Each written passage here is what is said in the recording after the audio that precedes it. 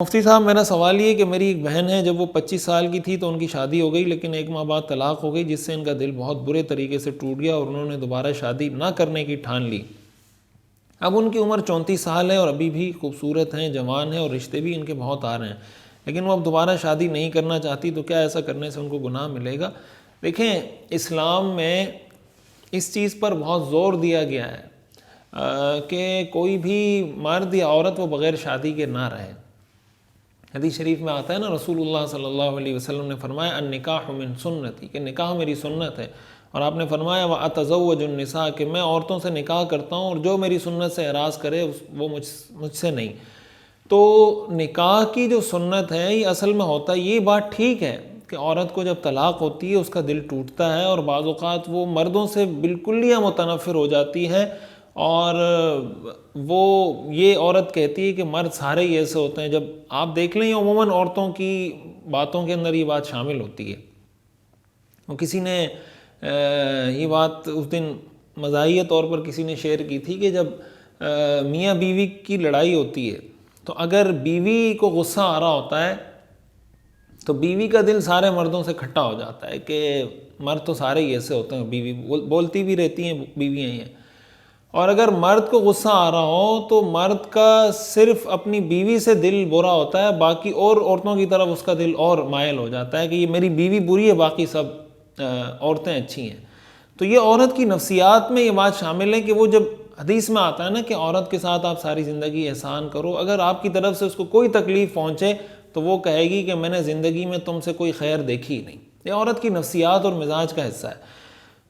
لیکن ظاہر ہے کہ شعوری طور پر عورت کو یہ سوچنا چاہیے کہ بھائی میرا مستقبل کیا ہوگا۔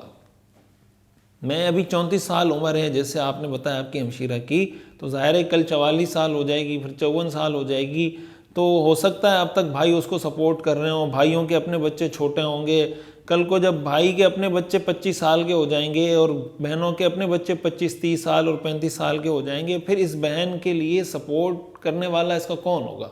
اگر شوہر ہو، اولاد ہو، تو کسی نہ کسی درجے میں ایک سپورٹ فراہم ہو رہی ہوتی ہے۔ تو ظاہر ہے کہ دنیا میں مردوں میں اچھے بھی ہیں برے بھی ہیں، عورتوں میں اچھی بھی ہیں بری بھی ہیں، تو اس لیے ایک واقعے کی وجہ سے یقیناً فطری طور پر انسان کو تکلیف ہوتی ہے، اور یہ طلاق کا معاملہ، یہ دھبا کوئی معمولی بات نہیں ہے، بہت زیادہ عورت کو اس سے تکلیف ہوتی ہے۔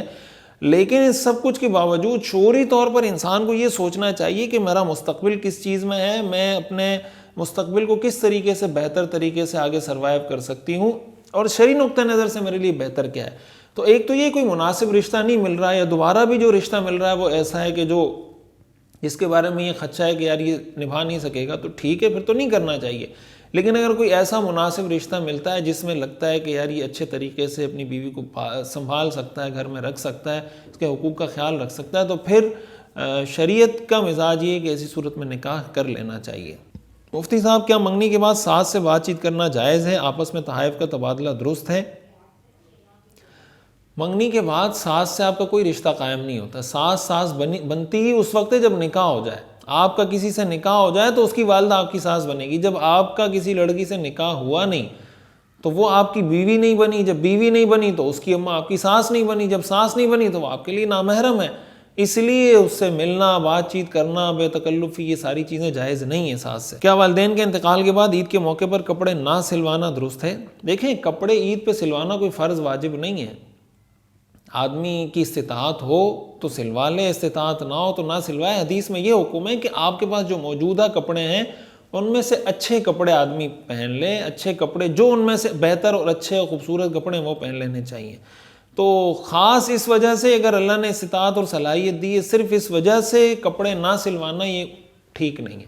ایک تو یہ آدمی ویسے ہی نہیں سلوا رہا نا، تو نہ سلوائے، کوئی لازم نہیں ہے، لیکن اس کو بطور سوگ کے اپنانا اور بطور سوگ کے اس طرح کرنا، شریعت میں یہ حکم ہے کہ سوگ 3 دن تک ہے، اس کے بعد سوگ نہیں ہے۔ ہاں، بیوی کے لیے عدت ہے 4 مہینے 10 دن کی یا وضع حمل کی، اس کے علاوہ کسی کے لیے سوگ نہیں۔ تو اس طرح کا سوگ کا اظہار کرنا یہ ٹھیک نہیں ہے۔ باقی اٹ سیلف کپڑے آپ سلوائیں نہ سلوائیں، شرعاً نہ سلوانا ضروری ہے نہ سلوانا کوئی ضروری ہے۔